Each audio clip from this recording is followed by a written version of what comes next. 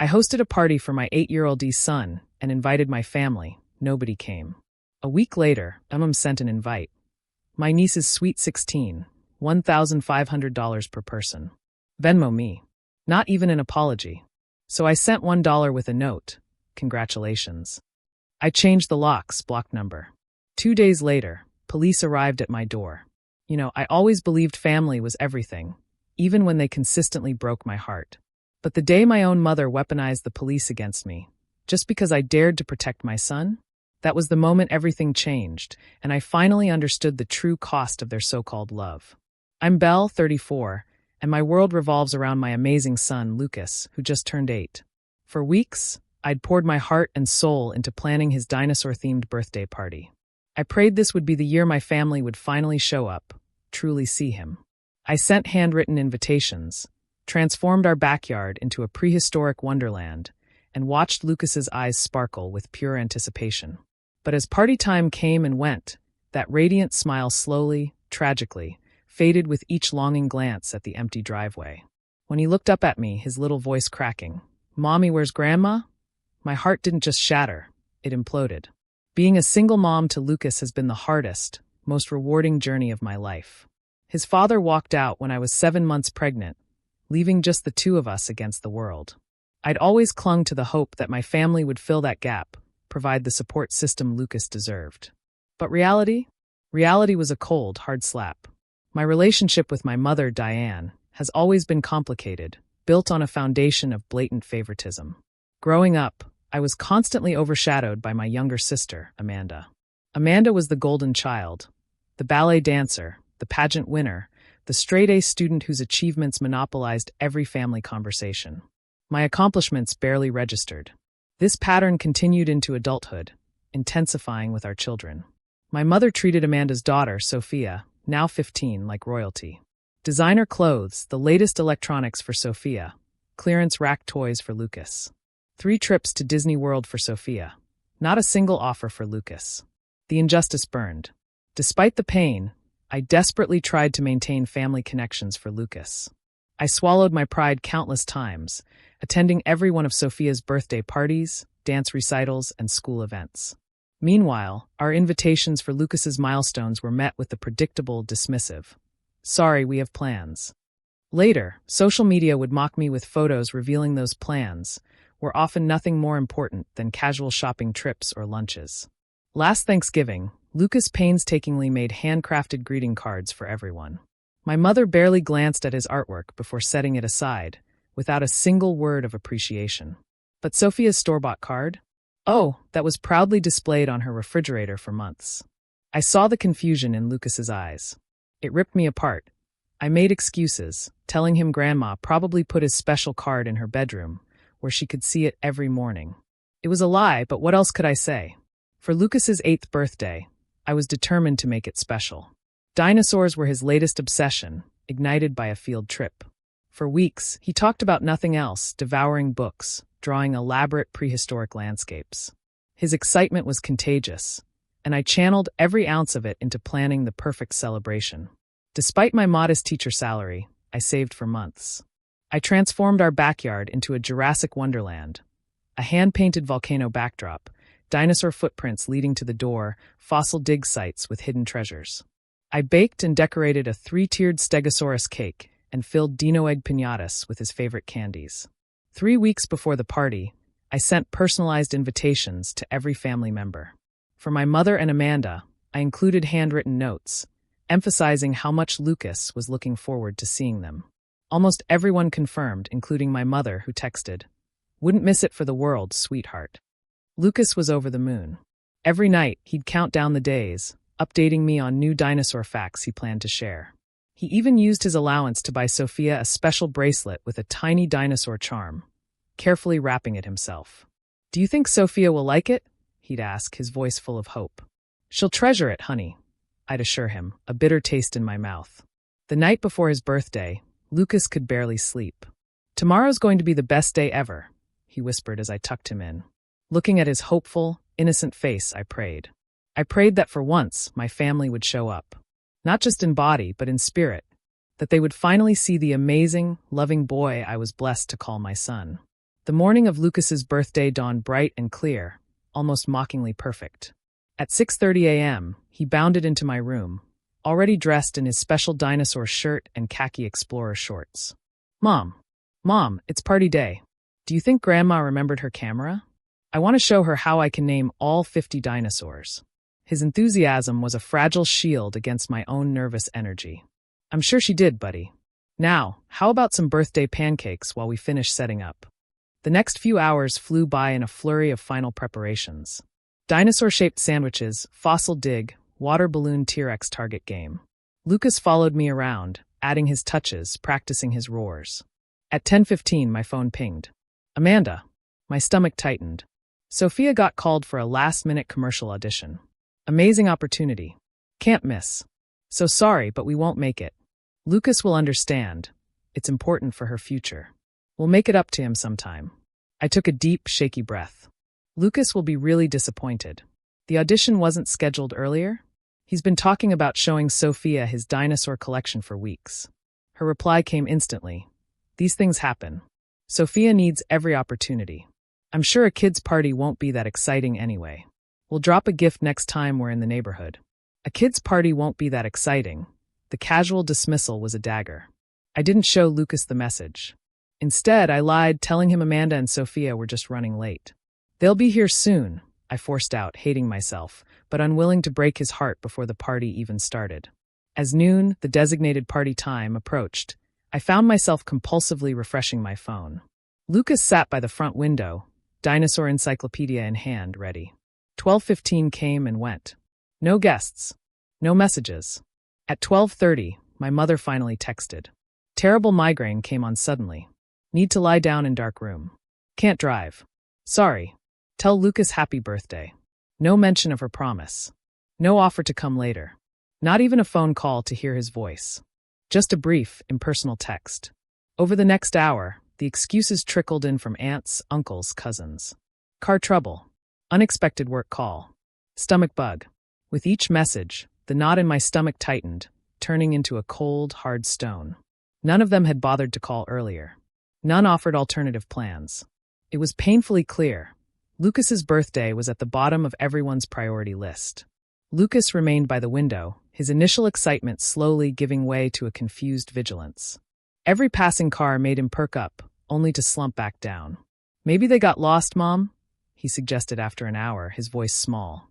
Should I put more dinosaur footprints out front so they can find our house better? I swallowed hard against the lump in my throat. That's a great idea, buddy. I helped him, buying time, preserving his hope a little longer. By 2 o'clock, the reality was unavoidable. No one was coming. The carefully arranged food sat untouched. The games remained unplayed. The little goodie bags, lined up neatly, had no takers. Mom. Lucas's voice was barely a whisper as he turned from the window, his dinosaur book clutched tightly to his chest. Did I do something wrong? Why doesn't anyone want to come to my party?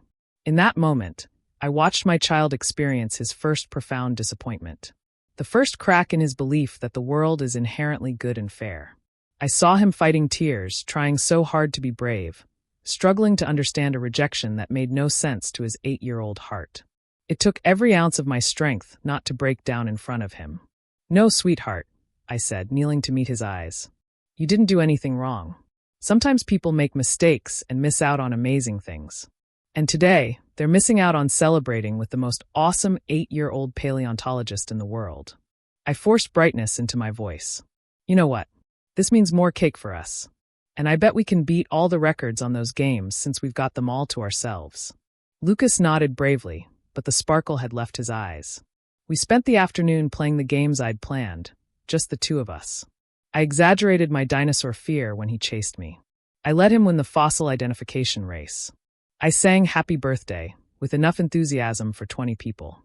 But as the sun began to set and we cleaned up the untouched decorations, I found him sitting quietly by the gift table, holding the small, wrapped package he'd bought for Sophia. Tears silently tracked down his cheeks. She didn't even want her present, he whispered, not looking up. Grandma didn't want to see my dinosaurs. That night, after a valiant attempt at a cheerful birthday dinner, Lucas fell asleep clutching the unopened gift meant for his grandmother. I sat in the living room, surrounded by deflated dinosaur balloons and untouched party favors, finally allowing my own tears to fall. Something fundamental had shifted. I knew our family relationships would never be quite the same. The fallout wasn't immediately obvious, but within a week, the damage was unmistakable. Lucas's second-grade teacher, Mrs. Bennett, called me. "Belle, I wanted to check in about Lucas. He's not been himself this week. During group activities, he's been hanging back, and at recess, he's been playing alone." When I asked if everything was okay, he just shrugged and said, "Sometimes people don't want to be around you, and that's okay." Her words felt like a punch to the gut. Lucas had always been so social, so enthusiastic. The thought of him withdrawing, internalizing that rejection, was heartbreaking. That night, I noticed he'd left his beloved dinosaur books untouched, opting for superhero comics. When I asked about the switch, he simply said, "Dinosaurs are for babies." Though I'd catch him looking longingly at his paleontology poster when he thought I wasn't watching. Then the nightmares started. I'd wake to his crying, finding him tangled in his sheets, upset about dreams where he was alone in dark museums or forgotten in empty classrooms. When I tried to comfort him, he'd ask questions no parent is ever prepared to answer. Why doesn't Grandma love me as much as Sophia? Is it because I don't have a dad? Is that why nobody came? If I was better at sports or got all A's like Sophia, would they like me more? Each question tore at my heart. I tried reaching out to my family, starting with my mother. Her dismissive response left me seething. "You're being melodramatic, Belle. It was just a birthday party. There will be others. Children need to learn disappointment early. It builds character." When I pointed out that Sophia had never experienced a similar character-building disappointment, she quickly changed the subject. "That's different. Sophia has her auditions and competitions. She faces rejection all the time." The conversation ended with her typical guilt trip. "I raised you better than to hold grudges. Family should always forgive." The final straw came that weekend. Scrolling through social media, I discovered photos posted during the exact hours of Lucas's party. There was my mother, Amanda, and Sophia, along with 2 aunts who had claimed previous engagements, all smiling at the mall food court. My mother was treating them to ice cream sundaes, captioning the photo, "Saturday fun with my favorite girls." The timestamp was 1:15 p.m., right when Lucas was still watching our driveway for arriving guests. When confronted, my mother was unapologetic. It was just a kid's party with dinosaurs and games. Sophia had her heart set on that new outfit for her audition photos, and you know how sensitive she gets if she's disappointed. Lucas is a boy. Boys bounce back easier. Something hardened within me at those words. The casual cruelty, the blatant favoritism, the complete disregard for my child's feelings, all packaged as normal family dynamics. I'd been making excuses for this behavior for years, normalizing what should never have been accepted. I scheduled an appointment with a child therapist. Dr. Reynolds was warm but direct.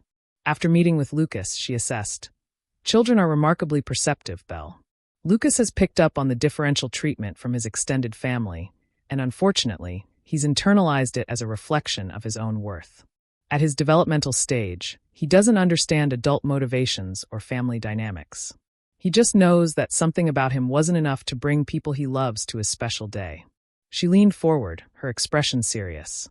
"The good news is that he has you, a loving, attentive mother who sees his value. That's his anchor. But I would strongly recommend establishing clear boundaries with family members whose behavior undermines his sense of self-worth. Children this age can't do that for themselves." Over the next few weeks, I focused intensely on rebuilding Lucas's confidence. We joined a community dinosaur club, where he met other children who shared his passion. I arranged playdates with classmates whose parents I'd come to know and trust.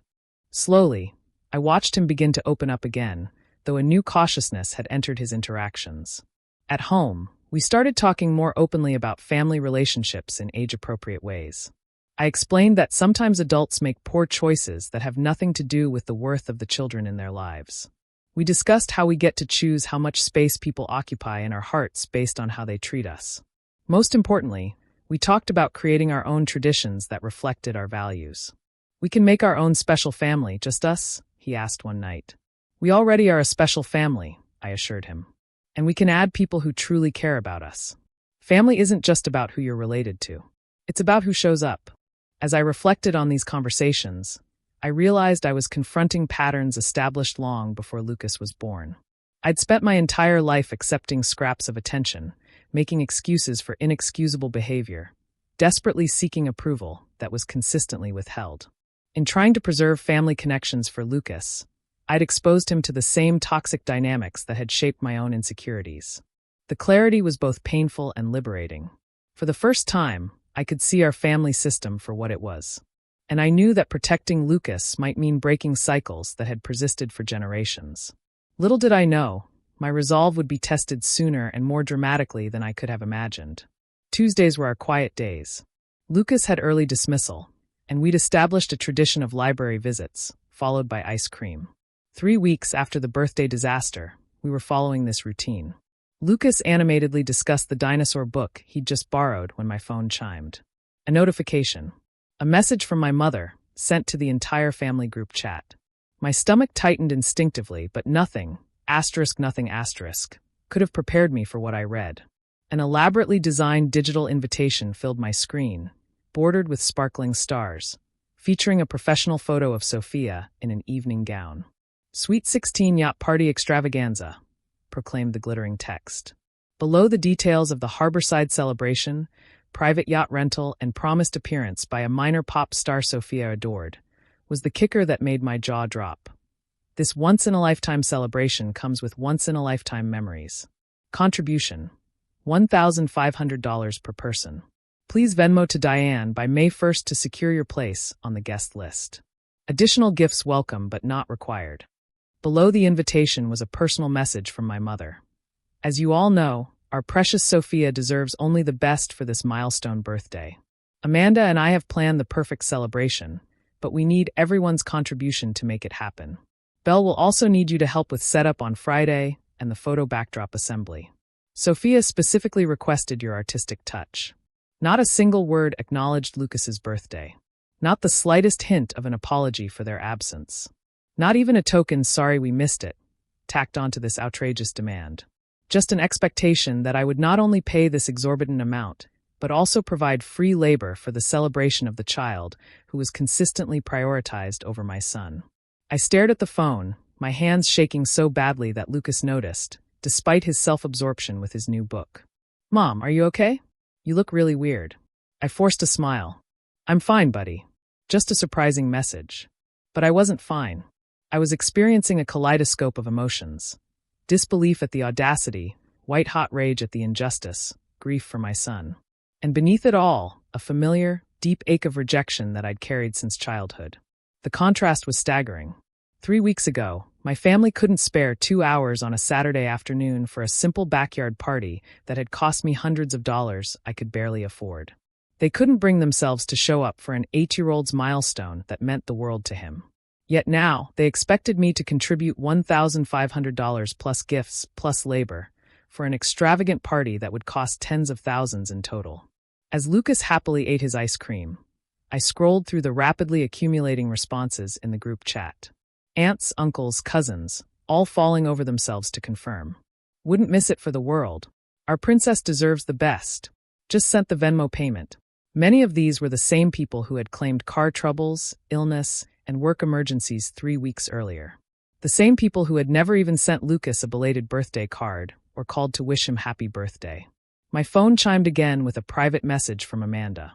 "Mom says you haven't responded about Sophia's party yet.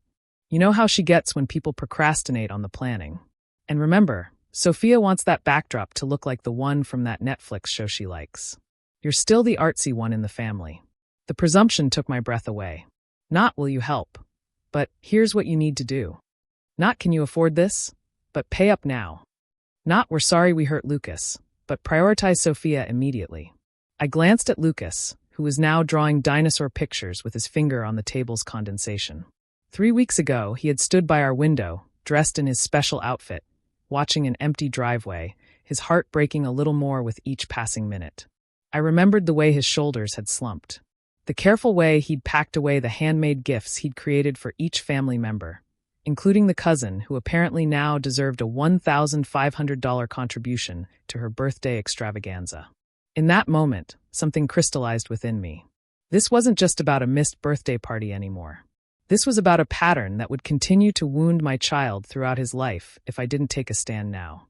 This was about teaching him, through my actions, that he deserved respect, that his feelings mattered, that unconditional love shouldn't be constantly held out of reach.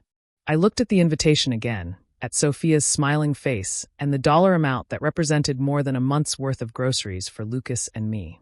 I thought about all the times I'd swallowed my hurt, made excuses for inexcusable behavior, and taught Lucas by example to accept crumbs of affection from people who should have loved him abundantly. "Mom." Lucas's voice broke through my thoughts. "Can we go to the park before we go home? I want to practice my dinosaur presentation for science class." His resilience in the face of rejection. His ability to find joy despite disappointment.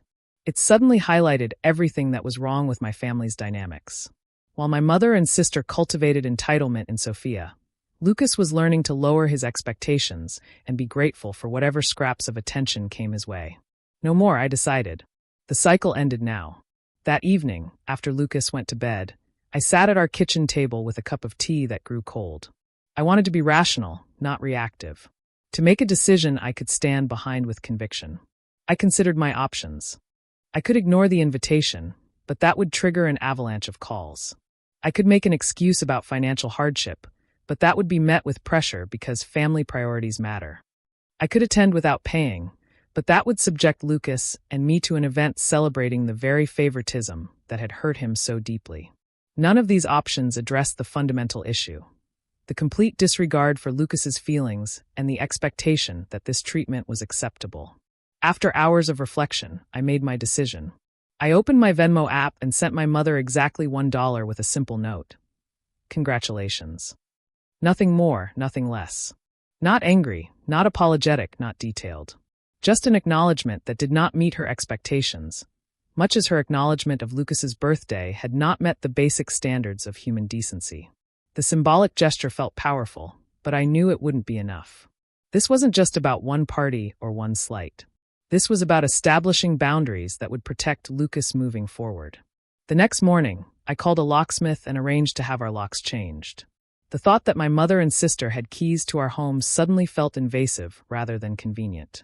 While Lucas was at school, the locksmith replaced both the front and back door locks, providing me with a tangible sense of security I hadn't realized I was missing. That evening, I sat down with Lucas for a difficult but necessary conversation. "Remember how we talked about choosing our family based on how people treat us?" I began carefully. He nodded, folding his dinosaur paper into an origami creation.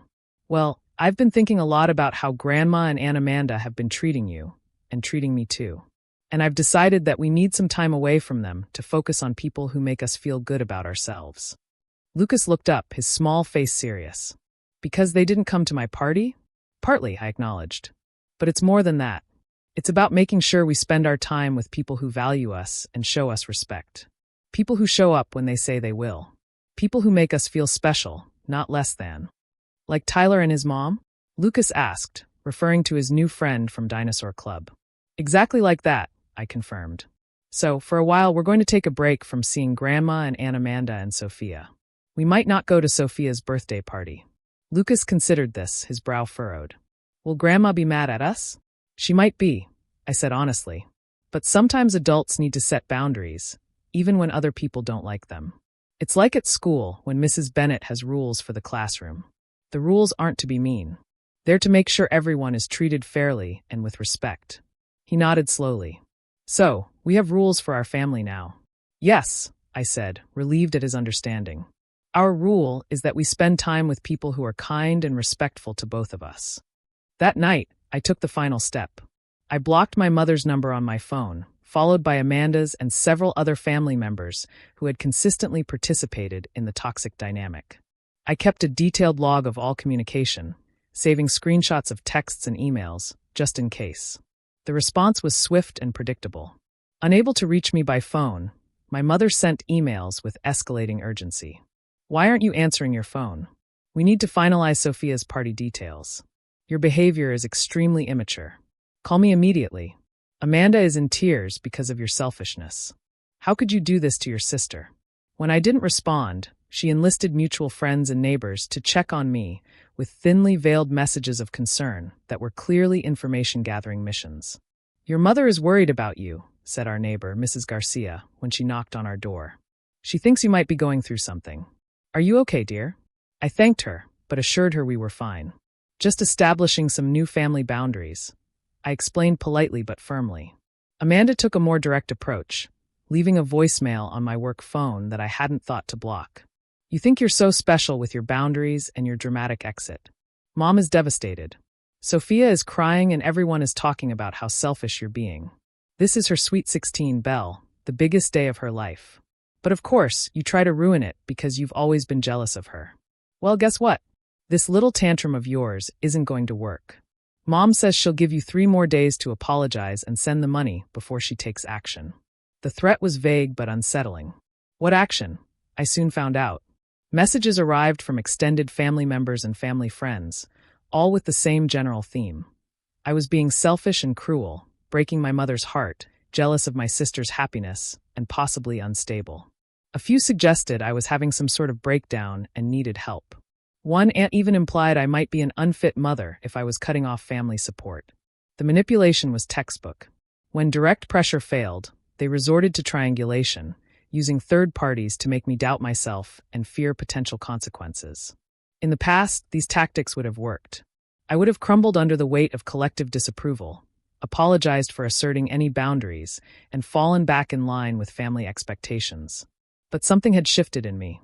Every message, every attempted guilt trip, every manipulative tactic only strengthened my resolve. I wasn't doing this just for myself anymore. I was doing it for Lucas, teaching him, through my actions, that self-respect wasn't negotiable. That healthy love didn't require constant sacrifice of your own well-being. For the first time in my life, I felt clarity about my relationship with my family. The fog of obligation, guilt, and false hope for change had lifted, revealing a stark reality. This dynamic wasn't going to improve. The patterns were too deeply entrenched, the roles too rigidly established. Lucas would always be the less favored child, the afterthought, the one expected to understand why his cousin's desires trumped his needs. Unless I changed the script entirely. Wednesday morning, knocks on our door. Firm, authoritative. Through the peephole, I saw 2 police officers, their expressions serious. My heart raced as I opened the door, my mind frantically cycling through possible emergencies. Belle Anderson? The female officer asked, consulting a small notebook. Yes, that's me, I confirmed, anxiety mounting. I'm Officer Rivera, and this is Officer Bennett. We're conducting a welfare check. Your mother, Diane Lewis, called concerned about your well-being and that of your son. She reports that you've cut off contact suddenly and may be experiencing mental health issues that could impact your parenting. We're required to follow up on these reports. The realization of what my mother had done hit me like a physical blow. She had called the police, claiming I was potentially unstable or dangerous, all because I had set boundaries she didn't like. She had weaponized law enforcement in an attempt to frighten me back into compliance. We're both absolutely fine, I said, working to keep my voice steady. May I ask what specific concerns were raised? Officer Rivera consulted her notes again. Mrs. Lewis reported that you've been acting erratically, changing your locks, cutting off family contact, and making concerning statements about your family. She's worried about your mental state and its impact on your son. I took a deep breath. Officers, I recently made the difficult decision to create some distance from certain family members after a pattern of behavior that was hurtful to my son. I did change my locks, as is my right as a homeowner. I did limit contact with my mother and sister, as is my right as an adult. But there are absolutely no mental health or child welfare concerns here. I gestured toward our home. Would you like to come in and see that everything is normal and my son is well cared for? He's at school right now, but I'm happy to show you his room, our fully stocked refrigerator, his school attendance records, anything that would assure you we're fine. The officers exchanged glances, then accepted my invitation. I showed them around our modest but clean and organized home, pointing out Lucas's artwork on the refrigerator, his well-maintained bedroom, the calendar tracking his activities and achievements. I understand family disputes can get complicated, Officer Bennett said as they completed their inspection. Based on what we're seeing, there's clearly no cause for concern about the welfare of your son or yourself. However, I would suggest documenting these interactions with your family in case the situation escalates further. I nodded and retrieved the folder where I'd been keeping screenshots and notes. I've already started. This includes texts showing my family's absence from my son's recent birthday, despite confirmations they would attend, followed by demands for $1,500 for my niece's birthday celebration just weeks later. Officer Rivera looked surprised as she glanced at the documentation. That's thorough. Smart to keep records. She handed me her card. If you experience any harassment or additional wellness checks that seem unwarranted, please don't hesitate to contact me directly. After the officers left, I sat on my couch, shaking with a mixture of anger, vindication, and residual fear. My mother had escalated to involving authorities, potentially putting my custody of Lucas at risk, all because I'd refused to comply with her demands. The manipulation had taken a dangerous turn. I called my supervisor at work to request the rest of the day off, vaguely explaining about a family emergency. I needed time to process what had happened and prepare for whatever might come next. What came next was more direct than I anticipated.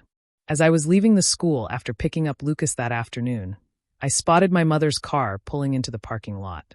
Amanda was in the passenger seat, and they both exited the vehicle with purposeful strides, heading straight toward us.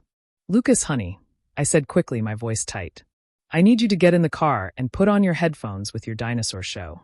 "Okay." Adult conversation happening. He looked confused but complied, sensing the tension. I locked him safely in the car before turning to face my mother and sister in the school parking lot. "How dare you?" my mother hissed when she reached me, her face contorted. "Blocking our numbers, changing your locks, sending $1 as an insult. Do you have any idea how you've hurt this family?" Several parents were nearby, some glancing curiously in our direction. I kept my voice low and controlled. "This isn't the place for this discussion. And after sending police to my home with false concerns about my mental health, you've lost any right to demand conversations with me." Amanda stepped closer, her face flushed. "You're ruining Sophia's birthday with your selfishness. She's been crying for days because her favorite aunt won't be at her party. How could you be so cruel to a teenage girl?" The hypocrisy was so stunning, I almost laughed. Interesting concern for a teenager's feelings. Where was this concern for an 8-year-old boy's feelings when none of you showed up for his birthday after promising you would? "That was different," my mother dismissed with a wave of her hand. "We had legitimate reasons, and children need to learn disappointment." "Apparently some children more than others," I replied coldly. "Since Sophia has never had to experience the disappointment of an empty party where not a single family member bothered to show up." My mother's expression hardened. "This ridiculous grudge of yours needs to stop now. You're embarrassing yourself and hurting our family. I expect you to apologize, send the proper contribution for Sophia's celebration, and return to family gatherings with a better attitude." Something about her certainty, her complete confidence that I would eventually fold under pressure, as I always had before, sparked a clarity I hadn't fully accessed until that moment. "Mom," I said quietly, "I'm not going to apologize for protecting my son from people who consistently make him feel less than.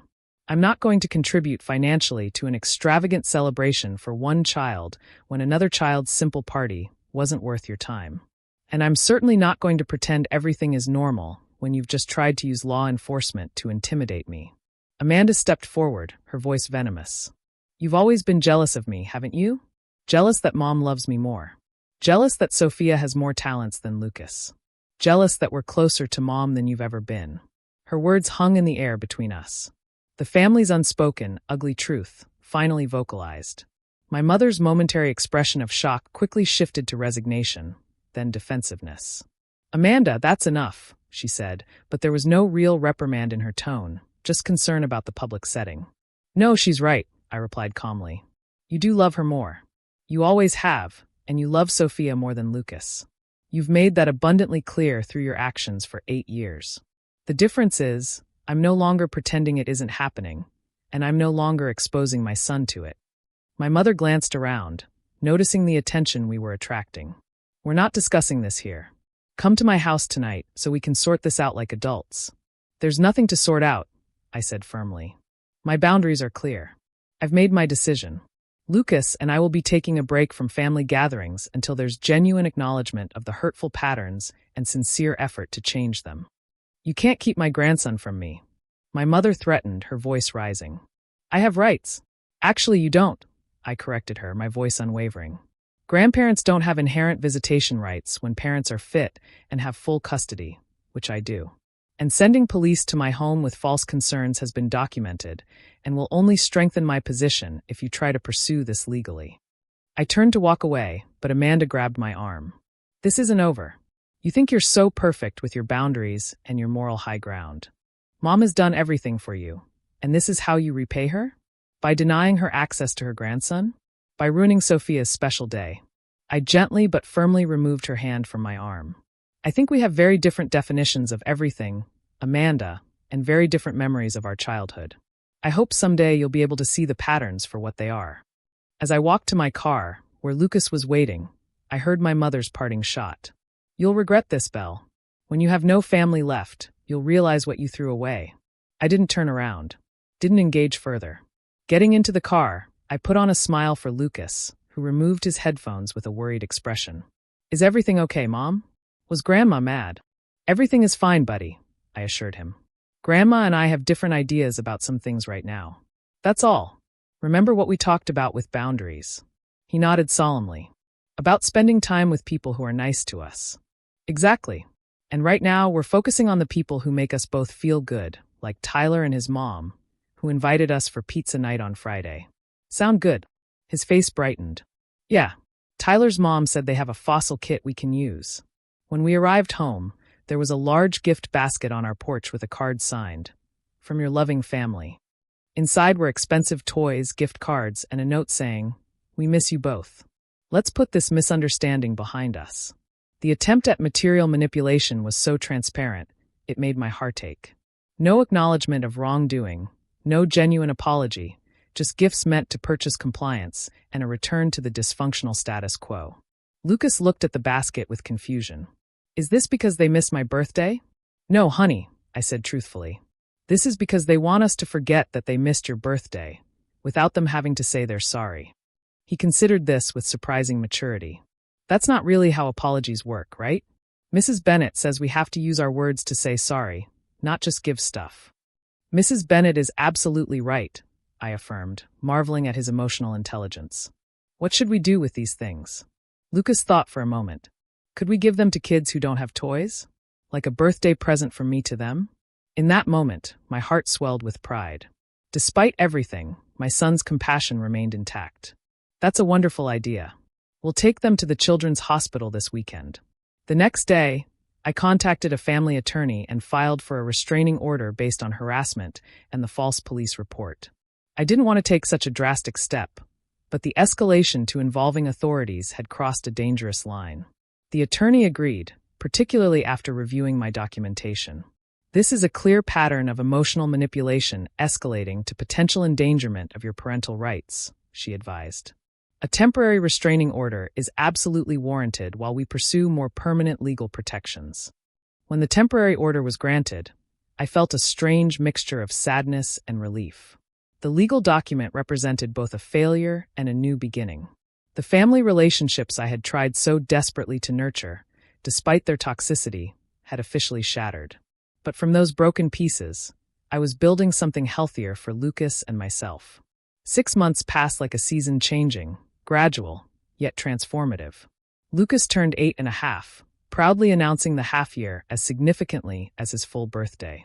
And in many ways, it was more significant than his actual birthday had been. For his half-birthday, we hosted a small gathering at the local Natural History Museum. Tyler from Dinosaur Club was there with his parents. So were 2 boys from Lucas's class and their families, people who had become genuine friends over recent months. The children dug for fossils, learned about prehistoric plants, and laughed until they were breathless in the interactive exhibit on dinosaur sounds. There were no elaborate decorations or expensive entertainers, just genuine connections, children who wanted to be there, and parents who understood the value of showing up. Lucas beamed throughout the day, introducing his friends to his favorite exhibits with the confidence of a child who knows he is valued. "This is the best birthday ever, Mom," he whispered as we drove home that evening. "Even though it's only a half one." Those words, so simple yet so profound, confirmed that we were on the right path. The restraining order against my mother and Amanda had been extended after they made several attempts to contact us through third parties and showed up at my workplace again. The legal boundaries had provided the space we needed to begin healing. Therapy had become a regular part of our lives, both individually and together. Dr. Reynolds helped Lucas process his feelings about family rejection without internalizing them as reflections of his worth. For me, therapy was a journey through decades of normalized dysfunction, recognizing patterns I'd never questioned and grieving the maternal relationship I'd always craved but never truly had.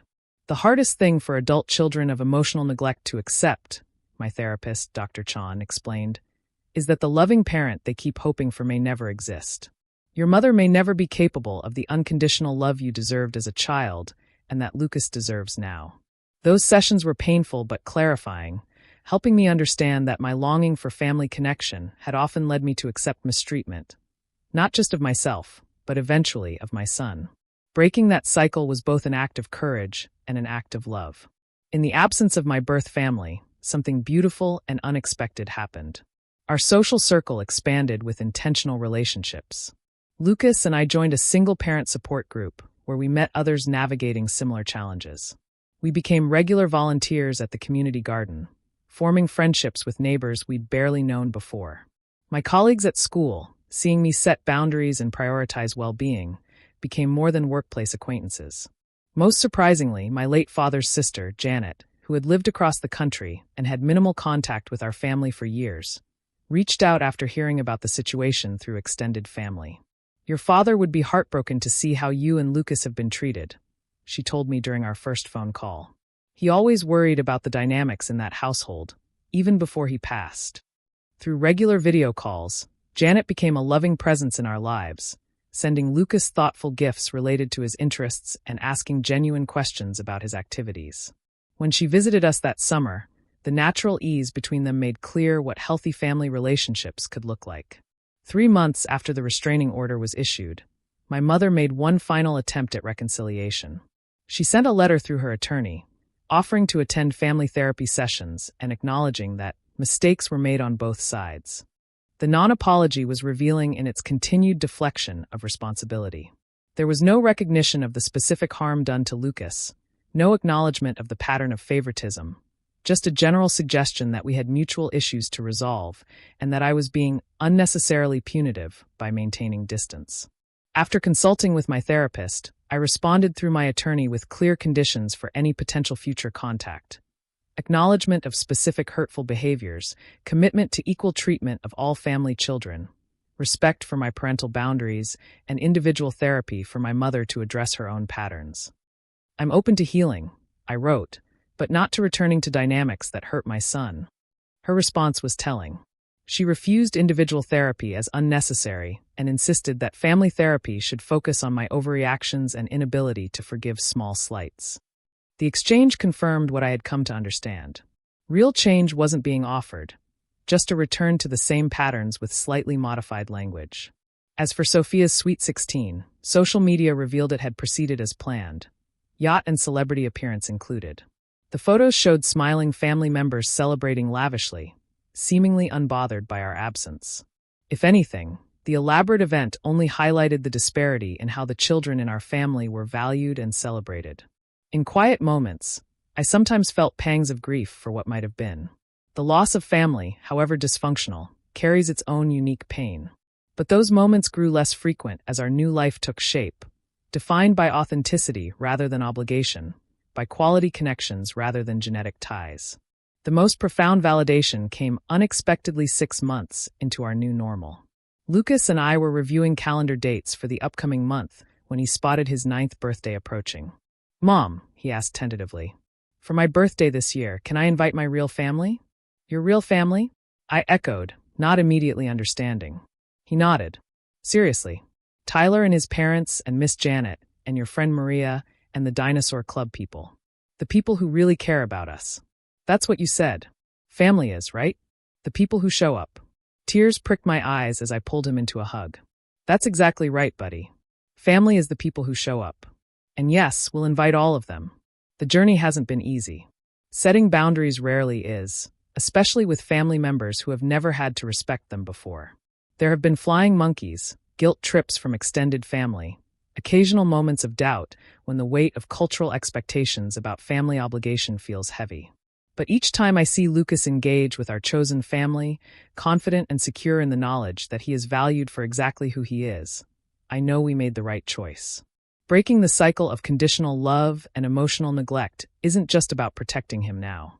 It's about giving him the foundation to form healthy relationships throughout his life, free from the patterns that shaped my own childhood. If you're watching this and something in our story resonates with your own experience, please know you're not alone. Setting boundaries with family is one of the hardest things many of us will ever do. But sometimes it's also the most loving choice we can make, not just for ourselves, but for the next generation. I'd love to know, what would you have done in my place? Have you ever had to make a difficult decision to protect yourself or your child from toxic family dynamics? Tell me what you think. I really want to know.